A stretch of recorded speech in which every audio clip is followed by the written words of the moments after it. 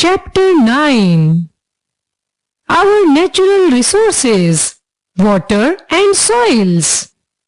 Learning objectives: water resources, soil resources. Water resources. Water is essential for life. We need water to drink, cook food, wash clothes and do many other things. Farmers need water to grow crops. Sources of water. Rain. It is the main source of fresh water. Farmers depend upon rainwater for their crops. Groundwater. Much of the rain that falls seeps into the ground. This is called groundwater. Ponds and lakes. An area of water surrounded by land is called a pond. A lake is bigger than a pond. Rainwater collects in ponds and lakes. Rivers. Rivers that originate in the mountains get water from melting of snow and also from the rain. Hence, they carry water throughout the year. Rivers that originate from the plateaus get water only from rain. They almost dry up during summer. Seas and oceans. Most of the water on the earth is in the seas and oceans. However, this water is salty. We cannot use it. Fact file. Lagoons and backwaters are also sources of surface water. However, these are available only in coastal areas. Irrigation and its sources. We need a sufficient and timely supply of water throughout the year for growing crops. This is called irrigation. There are many sources of providing irrigation facilities. Canal is the most important source of irrigation in India. River water is diverted into these canals. The canals take river water to far off fields where there is not enough water.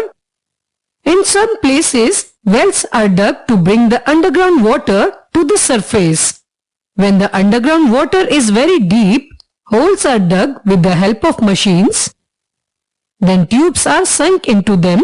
The underground water is brought to the surface with the help of an electric or diesel pump. This is called a tube well. Tube wells are used in Punjab, Haryana, Uttar Pradesh and Gujarat for irrigation. In some places, it is difficult to dig wells. Rainwater is stored in tanks and ponds and is later used for agriculture. It is most common in South India. To get a regular supply of water for our canals, dams have been built across some big and important rivers in different parts of our country. Dams are strong wall or the barriers made of concrete and steel to control the flow of water in the rivers. Dams are also used to produce electricity. Water is made to fall down from a height. The force of the falling water is used to generate electricity. This type of electricity is called hydroelectricity. Dams also control floods and helps in fish breeding. Multi-purpose projects. When dams serve more than one purpose, they are called multi-purpose projects. Some multi-purpose projects of our country are Bhakra Nangal Dam. This dam is built on the Satluj River and is one of the highest dams in the world. This project provides water and electricity to Delhi, Punjab, Haryana, Rajasthan and Himachal Pradesh. Hirakund Dam. It is built on the Mahanadi River in Odisha and is the longest dam in the world. Damodar Valley Project. It is built on the Damodar River. It includes a number of dams that provide irrigation water to West Bengal. Nagarjuna Sagar and Idukki Dams. Nagarjuna Sagar Dam on River Krishna in Andhra Pradesh and Idukki on Periyar River in Kerala are important dams in South India. Sardar Sarovar Dam. It is built on River Narmada. It provides water to dry areas of Madhya Pradesh and Gujarat. Water pollution. Water is the basis of all life. However, water from open sources is getting polluted due to disposal of industrial wastes and domestic garbage. The Indian government has initiated various projects to supply clean and healthy water to all people. We cannot use water from the sea for drinking or irrigation as the salt in the water makes it unfit for use. So we should be careful when we use water. Water is precious. We must not waste water. Our earth cannot survive without water. Fact file. Because of the water cycle in nature, there is as much water on the earth today as there ever was or ever will be. Soil resources. Soil is the uppermost layer of the earth's surface. It is an important natural resource which forms the basis for agriculture. All living beings on earth depends directly or indirectly upon soil for their food. Soil is formed by the breaking up of rocks and decayed organic matter due to the action of natural forces such as heat, rain, wind, etc. It is a process that takes thousands of years. India is blessed with many different kinds of soil due to differences in physical features and climate. Soils are of different types and vary from region to region. Types of soil. Different types of crops are grown in different kinds of soil. Crops grow well in rich and fertile soil. In India, we basically find 6 types of soil. Alluvial soil. The soil of the northern plains and the coastal plains is very fertile. It is very rich in humus, so it is very good for the production of crops. It is formed by the deposit of silt brought down by the rivers of the Himalayan region during the heavy floods in the rainy season. The soil formed in this way is called alluvial soil. This soil is very suitable for the growth of wheat, sugarcane, rice, jute, pulses and oil seeds. Black soil. This soil is found in the northwestern part of Deccan Plateau. This soil is formed from the rocks made by lava.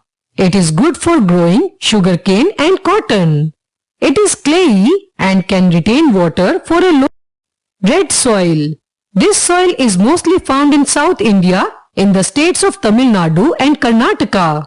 It is also found in Madhya Pradesh, Odisha, Jharkhand and the northeastern states of Assam, Arunachal Pradesh, Nagaland, Manipur, Tripura, Mizoram and Meghalaya. The soil is red in color and is not very fertile. Crops like groundnut, jawar and bajra are grown here. Laterite soil. This soil is found in the region of Western and Eastern Ghats. It is a poor soil composed of clay and gravel. It is rich in iron oxide but deficient in nitrogen, potash, etc. Tea, rubber, tobacco, cashew nuts and groundnuts are grown in this soil. Mountain soil. This soil is found on the slopes of the hills in Jammu and Kashmir, Himachal Pradesh, Sikkim and Arunachal Pradesh. It is very rich in humus. Humus is a substance made from dead leaves and plants which make plants grow better.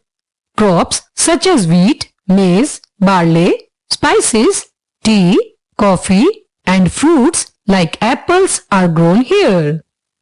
Desert soil. Desert soil is found in the Thar desert of Rajasthan. It contains large quantity of sand but lacks in humus content.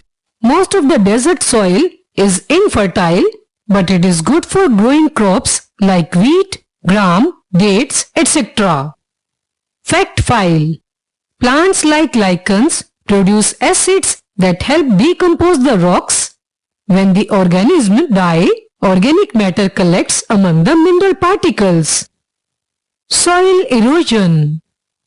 Water and wind are the main agents which carry away the soil.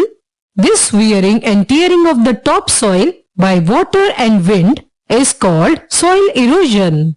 Soil erosion reduces fertility of our fields. Soil conservation. Protection of soil from erosion, maintaining its fertility is called soil conservation.